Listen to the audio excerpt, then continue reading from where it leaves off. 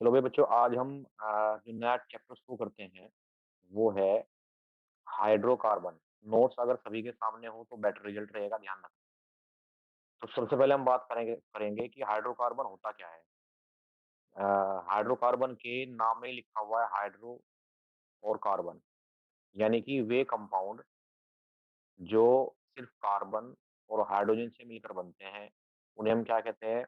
Hydrocarbon. जैसे CH4, C2H6, C6H6, इसके अलावा और बहुत सारे। अब इसके बाद नेक्स्ट जो हेडिंग है बच्चों, वो क्या है? वो है क्लासिफिकेशन ऑफ हाइड्रोकार्बन। हाइड्रोकार्बन को बच्चों यहाँ अगर आप इस चैप्टर की बात करें, वो टू पार्ट में डिवाइड किया गया। Number one, open chain hydrocarbon. Open chain hydrocarbon. Number two, close chain hydrocarbon. Open chain hydrocarbon क्या है? वो कंपाउंड जिसमें कार्बन ओपन चेन स्ट्रक्चर बनाते हैं, उन्हें हम क्या कहते हैं? Open chain hydrocarbon. वो कंपाउंड जिसमें कार्बन मिलकर क्लोज स्ट्रक्चर बनाते हैं कार्बन की, उसे हम क्या कहते हैं? Close chain carbon. अब ओपन चेन जो कंपाउंड होते हैं, अगर उसकी बात करें, इसको तो हम कहते हैं बच्चों स्ट्रेट चेन। और इसके बाद दूसरा अगर हम चेन बताएं, ये भी ओपन चेन में आता है, लेकिन इसको हम क्या कहते हैं? Branch chain. ठीक है जी। अब इसके बाद बच्चों बारी आती है, ये जो हमारा ओपन चेन है, ओपन चेन कंपाउंड को यहाँ फर्दर अगर हम बात करें, तीन पार्ट में डिवाइड किया गया। Number one, alkane. Number two, alkene. Number three, alkyne. इन तीनों को हम वन बाय वन डिस्कस करेंगे। वे कंपाउंड जिनमें कार्बन कार्बन के बीच में सिंगल बॉन्ड होता है, उन्हें हम क्या कहते हैं बच्चों? एल्केन कहते हैं।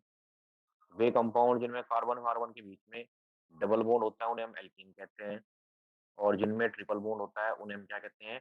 एल्काइन कहते हैं। दूसरी बात, ये जो हमारे बच्चों एल्केन होता है, एल्केन का जनरल फॉर्मूला होता है CnH2n+2। एल्कीन का जनरल फॉर्मूला होता है CnH2n। एल्काइन का फॉर्मूला होता है CnH2n-2। ठीक है जी बात। एक बहुत बढ़िया बात, बहुत खास बात, ये जो हमारे एल्केन होते हैं बच्चों, इसको हम कहते हैं सैचुरेटेड हाइड्रोकार्बन। Saturated hydrocarbon. और जिन कंपाउंड में डबल बॉन्ड और ट्रिपल बॉन्ड होता है, उनको हम कहते हैं बच्चों अनसैचुरेटेड हाइड्रोकार्बन। ठीक है ना? अब इसके बाद हम बात करेंगे बच्चों, ये जो हमारा चैप्टर है, ये जो हमारा चैप्टर है, ये चैप्टर तीन पार्ट में डिवाइड किया हुआ है। Part one, alkene. Part two, alkene. Part three, alkyne. और part four, aromatic hydrocarbon. Aromatic hydrocarbon.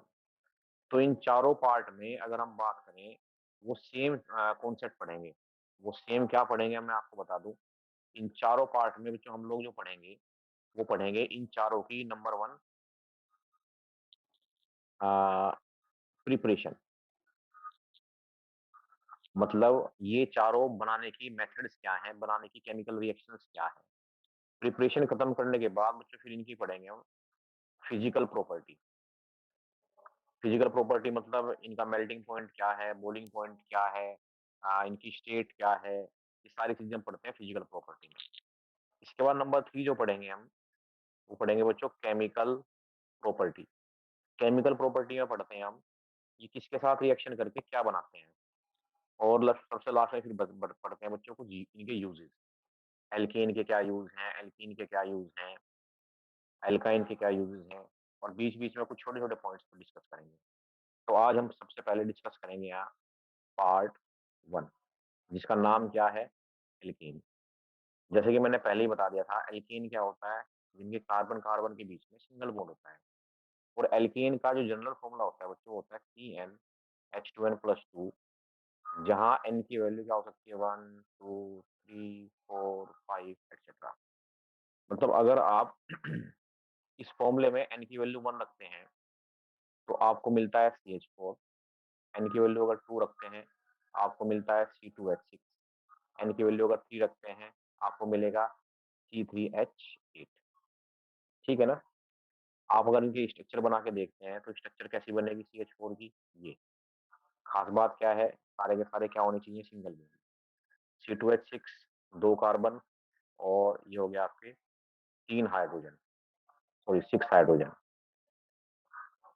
ठीक है ना। जैसे C3H8 1 2 3, और उसके पास कितने हाइड्रोजन, टोटल 8। ध्यान ये रखना स्ट्रक्चर बनाते टाइम कार्बन की और हाइड्रोजन की वैलेंसी सेटिस्फाई होनी चाहिए। कार्बन की वैलेंसी कितनी होती है बच्चों, 4। हाइड्रोजन की वैलेंसी कितनी होती है, 1। इसके बाद जो नेक्स्ट टॉपिक है बच्चों, हमारी बुक के अकॉर्डिंग नेक्स्ट टॉपिक जो आता है वो आता है IUPAC। IUPAC of alkene. तो यहाँ वैसे तो आप पिछले चैप्टर में हम इसको डिस्कस करते हैं, लेकिन फिर भी हमें कुछ क्वेश्चन करने चाहिए। जैसे CH3 C CH3, तो इसमें सबसे पहला काम क्या होता है बच्चों, IUPAC नेमिंग में सबसे पहला काम होता है कंपाउंड की कार्बन चेन को सिलेक्ट करना। ये हमने कार्बन चेन सेलेक्ट कर लिया। कार्बन चेन सेलेक्ट करने के बाद फिर हमें इसको डालना होता है नंबर 1 2 3, और उसके बाद रूल के अकॉर्डिंग फिर इसका हम नाम लिख देंगे। जैसे सेकंड पोजीशन पे क्या है इसमें, 2 di methyl 2 di methyl propane. ठीक है ना। और बहुत सारे क्वेश्चन होते हैं, जैसे CH3 CH3 CH2 CH3। तो पहला काम कार्बन चेन को सेलेक्ट करना। दूसरा काम नंबरिंग डालना, और उसके बाद रूल के अकॉर्डिंग नाम लिखना है। जैसे कि नाम क्या बनेगा बच्चों उसका, 2 मिथाइल ब्यूटेन। इसके बाद IUPAC नेमिंग के बाद जो टॉपिक आता है बच्चों, वो आता है आइसोमरिज्म। आइसोमरिज्म इन एल्केन। एल्केन कौन कौन सी आइसोमरिज्म शो करता है उसके बारे में हम बात करेंगे। तो एल्केन की बात करते हैं बच्चों। सबसे पहली बात, जो एल्केन होता है उसमें सिर्फ और सिर्फ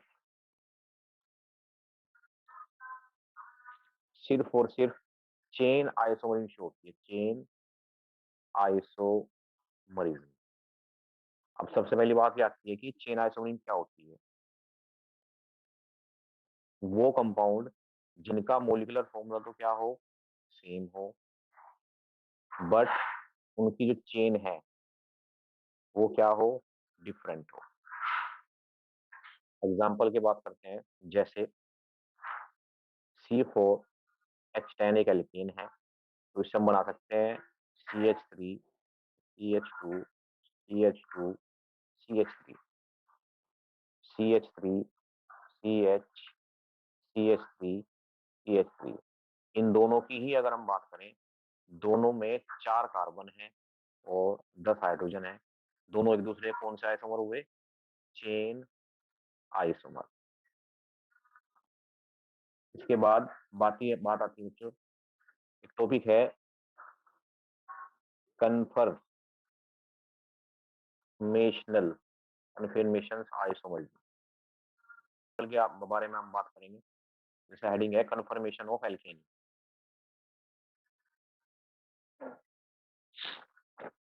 एल्केन की अगर हम बात करें बच्चों, एल्केन में 2 तरीके की कन्फर्मेशन आइसोमरिज्म होती है। 2 types of conformation. Number one, eclipse isomer, eclipse. And number two, staggered. ठीक है जी।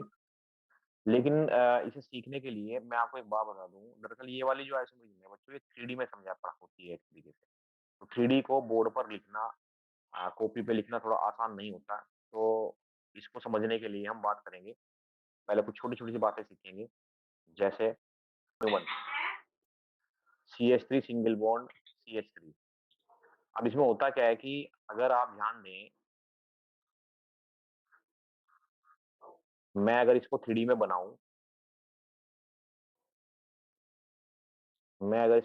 बनाऊं, एक तो इसकी पॉसिबिलिटी ये है, दूसरा इसकी पॉसिबिलिटी ये है। अब जरा ध्यान दें आप,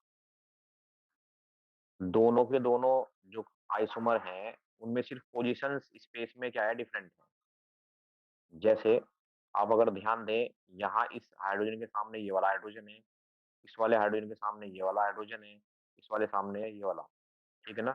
इसको हम कहते हैं बच्चों इक्लिप्स, इक्लिप्स। और यहाँ पे क्या है बच्चों, ये वाले जो दो हाइड्रोजन है, ये झुके तो हैं तीनों के तीनों, लेकिन ये इनकी इन तीनों की पोजीशन क्या होगी, बदलेगी। अब इसमें क्या होता है कि ये थोड़ा सा कम समझ में आता है यहाँ। तो उसके लिए हम बात करेंगे न्यूमन प्रोजेक्शन की। इसमें होता क्या है बच्चों, एक कार्बन को तो एक काम करते हैं हम, कुछ ऐसे रिप्रेजेंट करेंगे, और एक को हम रिप्रेजेंट करेंगे कुछ ऐसे। हम इसको कहेंगे रियर कार्बन, रियर कार्बन। और इसको हम कहेंगे फ्रंट कार्बन। अब हमें क्या होगा, ये बात बड़ा जल्दी समझ में आ जाएगी। देखो कैसे, मान के चलो हमें CH3 सिंगल बॉन्ड CH3 का ये बनाना है। तो CH3 में होता क्या है कि तीन हाइड्रोजन इधर होते हैं, तीन हाइड्रोजन इधर होते हैं। तो हम हमें क्या करना है, इसका कन्फर्मेशन आइसोमर बनाना है। तो उसको हम कुछ ऐसे बनाएंगे बच्चों।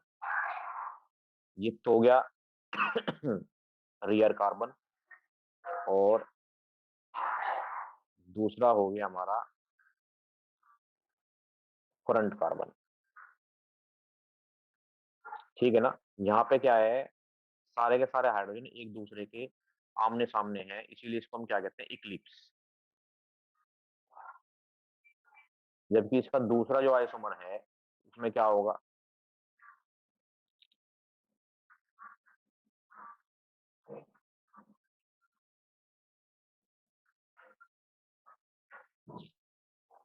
जरा चेक करें। हमने यहाँ क्या करा बच्चों, इसको 60 डिग्री के एंगल पर रोटेट कर दिया, 60 डिग्री के एंगल पर। तो उससे क्या हुआ, ये एक दूसरे के सारे सारे हाइड्रोजन क्या हो गए, आमने सामने ना हो गए, अपोजिट आ गए, अगेंस्ट आ गए। इसको हम कहते हैं बच्चों स्टैगर्ड, स्टैगर्ड आइसोमर। ठीक है ना? अब इसके बाद अगर मैं बात करूं कन्फर्मेशन ऑफ प्रोपेन, प्रोपेन में क्या होगा, प्रोपेन में हम कैसे बनाएंगे। प्रोपेन में एक्चुअली में क्या होता है बच्चों, तीन कार्बन होते हैं। तो इन तीन कार्बन को पहले हम क्या करेंगे, हमें तो रियर और फ्रंट दिखाना है, इसे हम पहले टू में कन्वर्ट करेंगे कुछ इस तरीके से।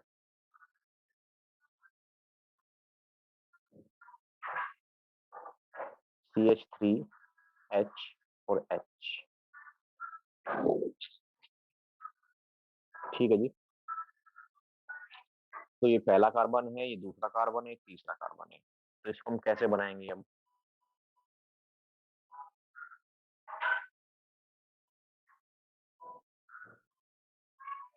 ये मैंने बना दिया बच्चों यहाँ स्टैगर्ड, स्टैगर्ड। यहाँ पे क्या है, H, CH3H, H, और H। इसके जस्ट साइड में बनाते हैं बराबर में, H,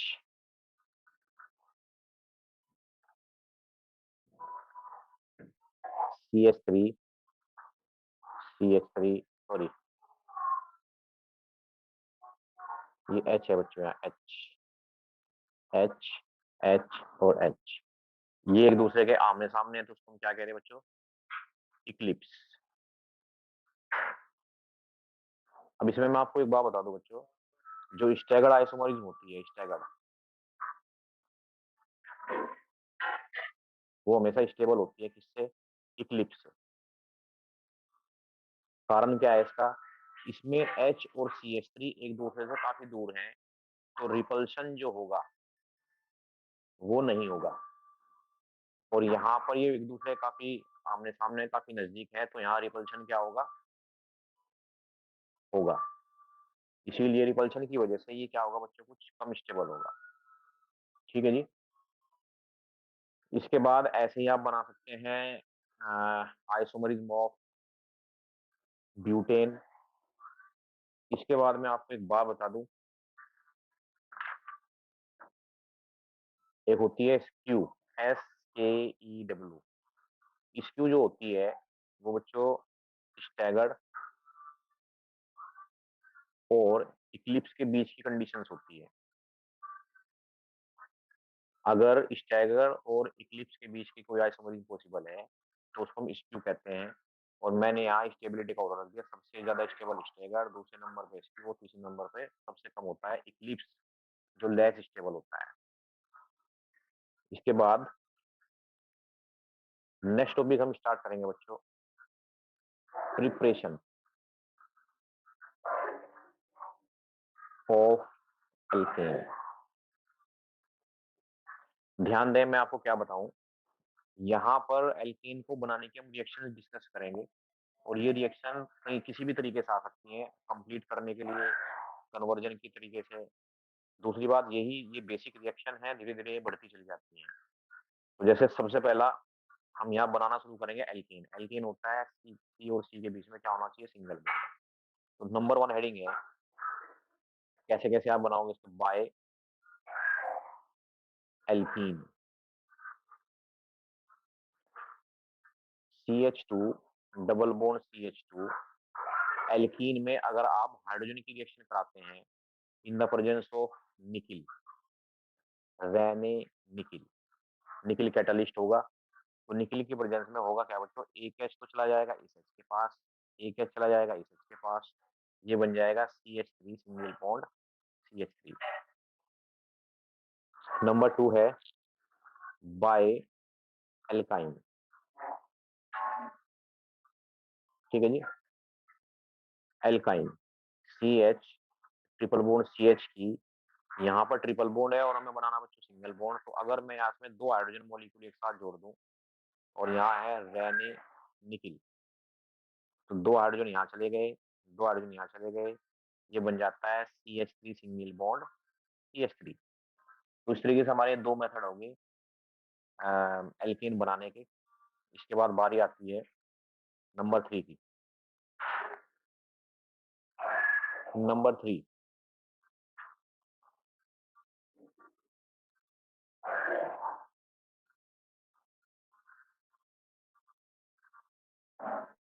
number 3, from halo alkane. आगे बढ़ने से पहले जो हम ये बात करेंगे, हेलो एल्केन क्या होता है? दो वर्ड से मिलकर बना हुआ है, halo plus alkane. Halo plus alkane. Halo मतलब क्या होता है बच्चों? यहाँ हेलोजन और एल्केन, तो यानी कि हेलोजन और एल्केन से मिलकर बनने वाला जो कंपाउंड होता है उसको हम हेलो एल्केन कहते हैं। ठीक है ना? जैसे, और दूसरी बात, इस हेलो एल्केन को हम रिप्रेजेंट करते हैं RX से। जैसे बन गया आपका CH3Cl, C2H5Br, और इसके अलावा बहुत सारे। अब इसमें क्या है, इससे हम क्या करेंगे? एल्केन बनाएंगे, तो उसमें दो मेथड हैं, बाय रिडक्शन, बाय रिडक्शन।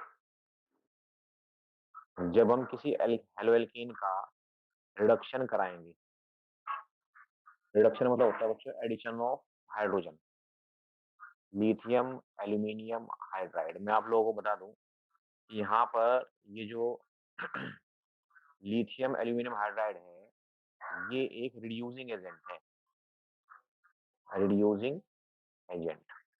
और इसका जो काम होता है वो होता है हाइड्रोजन को देना। दूसरा ये जो मैंने यहाँ एच लिखा है बच्चों, इसको बोलते हैं इनेसेंट ऑक्सीजन, इनेसेंट हाइड्रोजन, सॉरी, इनेसेंट हाइड्रोजन। ये वाली जो हाइड्रोजन होती है बच्चों, ये रिएक्टिव फॉर्म होती है, रिएक्टिव फॉर्म, मतलब ये बहुत फास्ट रिएक्शन करती है नॉर्मल हाइड्रोजन से। अब इसमें होगा क्या बच्चों, एक एच तो चला जाएगा इस एक्स के साथ, ये बन गया यहाँ एच एक्स, प्लस एक एच चला गया इस आर के साथ, ये बन गया बच्चों यहाँ एल्कीन। जैसे कि हम बनाने की यहाँ रिएक्शन कर रहे हैं, जैसे सपोज करो CH3Cl की रिएक्शन आप करते हैं to to innocent hydrogen, arrow ऊपर क्या था, लिथियम एल्यूमिनियम हाइड्राइड, तो ये चला गया किसके साथ, HCl, बाकी कौन आ गया यहाँ, CH3 plus single bond H, या आप इसे लिख सकते हैं CH4, एल्केन बन गया यहाँ।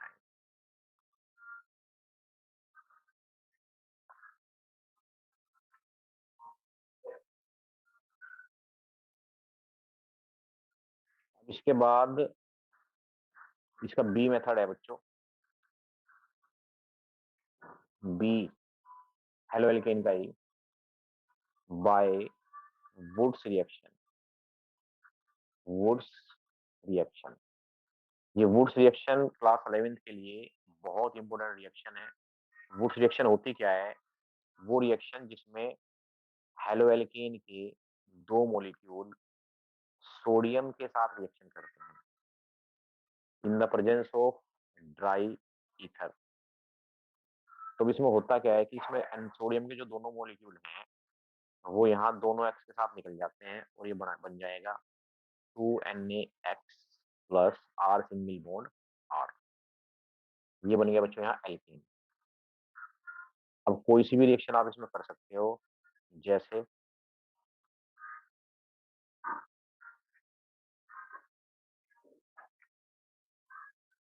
जैसे CH3Cl plus 2Na plus Cl single bond CH3, arrow के ऊपर क्या था, ड्राई ईथर, ठीक है ना। तो यहाँ से दोनों निकले, उन्होंने क्या बना दिया, 2NaCl plus CH3 single bond CH3, ये बन गया बच्चों यहाँ एथीन। वुड्स रिएक्शन है, वुड्स रिएक्शन में ध्यान रखना सोडियम मेटल यूज होता है, एरो के ऊपर ड्राई ईथर यूज होता है। अब इस रिएक्शन की बच्चों क्या है खास बात, क्या है मेन पॉइंट क्या है इस रिएक्शन का, इस रिएक्शन में जो आप रिएक्टेंट लेके चलते हैं, उस प्रोडक्ट जो उससे बनता है, प्रोडक्ट में जस्ट डबल कार्बन हो जाते हैं, डबल कार्बन, ठीक है ना। लेकिन इस रिएक्शन की लिमिटेशन है, लिमिटेशन क्या है इस रिएक्शन की, पहला लिमिटेशन तो ये है कि इस मेथड से आप कभी भी CH4 को नहीं बना सकते। CH4 को क्यों नहीं बना सकते, इसमें एल्केन के मॉलिक्यूल चाहिए दो, और दो मॉलिक्यूल में दो कार्बन है, तो कम से कम इसमें जो बनेगा वो C2H6 कम से कम बनेगा, CH4 को भी बन ही नहीं सकता। दूसरा लिमिटेशन ये है इसमें कि हमेशा जो हेलो एल्केन होंगे वो हम इसमें क्या करेंगे, हमेशा बच्चों सेम रखेंगे। अगर हम इसमें डिफरेंट हेलो एल्केन रखते हैं तो उससे रिएक्शन तो हो जाएगी, ये रिएक्शन तो हो जाएगी, बट इसमें क्या होगा, तीन डिफरेंट टाइप के एल्कीन बन जाएंगे, एल्केन 1, एल्केन 2 और एल्केन 3, जिनका फिर सेपरेशन डिफिकल्ट हो जाएगा, सेपरेशन क्या हो जाएगा उनका बच्चों, डिफिकल्ट, ठीक है ना। ये इसके कुछ लिमिटेशन है वुड्स रिएक्शन के। इसके बाद पॉइंट नंबर 3, पॉइंट नंबर 3 क्या है, फ्रॉम ग्रिग्नोड रिएजेंट, फ्रॉम ग्रिग्नोड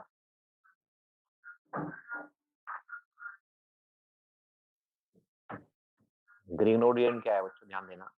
ये जो ग्रीनो रिएजेंट होता है बच्चों, इसको हम RMgX से रिप्रेजेंट करते हैं। ये जो ग्रीनो रिएजेंट होता है, ये हेलोएल्कीन की यानी RX की मैग्नीशियम के साथ रिएक्शन कराई जाती है ड्राई ईथर की प्रेजेंस में, जिसकी वजह से क्या बन जाता है, RMgX। अब इस RMgX के बारे में कोई खास बात डिस्कस करते हैं हम। ये जो हमारा RMgX होता है ना बच्चों,